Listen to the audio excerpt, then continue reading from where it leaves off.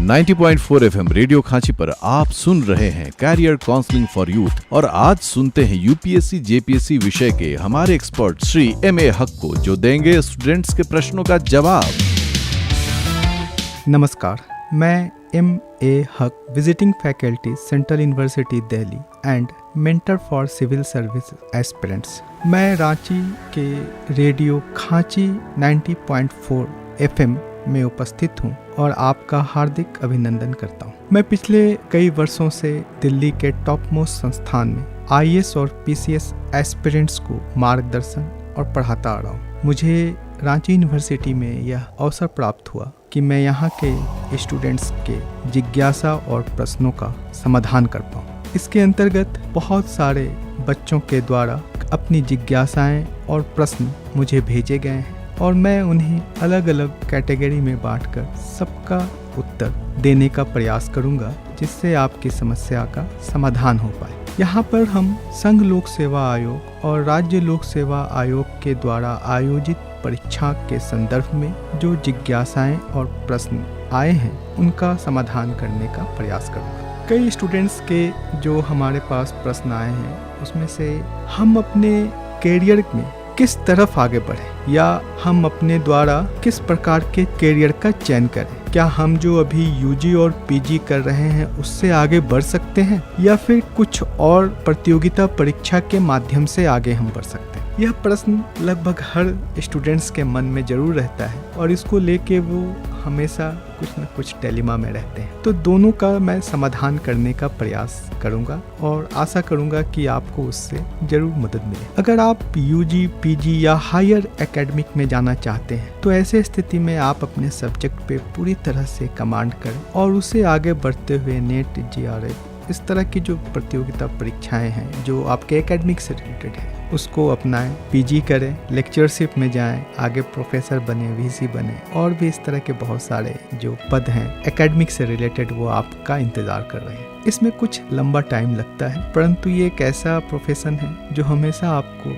सुकून और सम्मान देता है। इसके अतिरिक्त दूसरा एक तरीका ये होता है आप अपने करियर के पॉइंट ऑफ व्यू से कि आप किसी प्रतियोगिता परीक्षा के माध्यम से कोई एक जॉब या नौकरी को सुनिश्चित करना चाहते हैं। प्रतियोगिता परीक्षा दो प्रकार की होती हैं। एक जिसे आम बोलचाल की भाषा में वनडे एग्जाम कहते हैं, यानी ऑब्जेक्टिव टाइप का एग्जाम होता है, और दूसरा जिसको हम लोग पीसीएस या आईएएस कहते हैं। ऑब्जेक्टिव एग्ज़ाम बहुत जल्द आप उसमें एग्ज़ाम को क्वालिफाई कर सकते हैं और उसमें जॉब मिल सकता है, लेकिन पीसीएस और आईएएस में कई बार कुछ समय लगते हैं। तो आप अपने अनुसार कि आपके पास कितना समय है और आप किस तरह से चीज़ों को आगे बढ़ाना चाहते हैं। बहुत सारे हमारे स्टूडेंट्स ऐसे होते हैं जो अपने जॉब को सिक्योर करने के लिए पहले वनडे एग्ज़ाम क्लियर कर लेते हैं और जॉब सिक्योर कर लेते हैं और फिर इसके बाद सिविल सर्विसेज या इस तरह की जो और एग्ज़ाम्स हैं उसके तरफ आगे बढ़ने का प्रयास करते हैं। ये सारी चीज़ें आपकी अपनी परिस्थिति,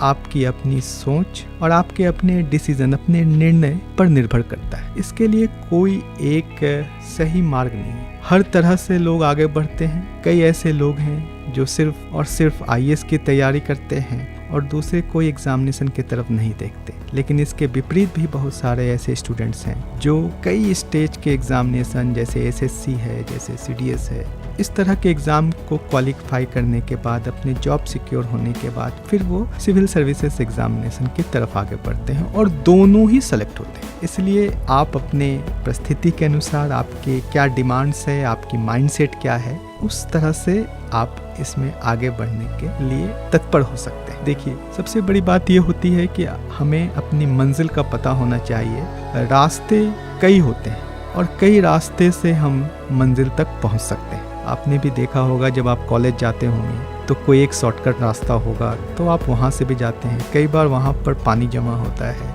तो आप बगल वाले रास्ते से जाते हैं, लेकिन फाइनली आपको पहुँचना कॉलेज ही होता है। तो आप अपने करियर के लिए एक गोल सेट कर लें कि आपको किस जगह पे जाके काम करना है। आपकी ये जिज्ञासा का समाधान हुआ होगा और आप इससे ज़रूर लाभान्वित होंगे। तो ये कुछ प्रश्न थे आपके, इसका मैं समाधान करने का प्रयास किया और आशा करता हूँ कि आप इसका लाभ लेंगे मेरे कई प्रोग्राम्स आप टीवी पे भी देख सकते हैं, खास करके झारखंड विधानसभा टीवी पे मेरा इको टॉक कार्यक्रम आता है, जिसमें कि इकोनॉमिक्स को मैं बहुत सरलता से प्रदर्शित करने का प्रयास करता हूं ताकि आम जन लोग इसे समझ सकें। आज के लिए इतना। आपके फिर प्रश्न आएंगे तो फिर मैं आपको उसका उत्तर देने का प्रयास करूंगा और आपकी समस्याओं का समाधान के लिए निरंतर प्रयासरत रहूंगा। धन्यवाद। जय हिंद।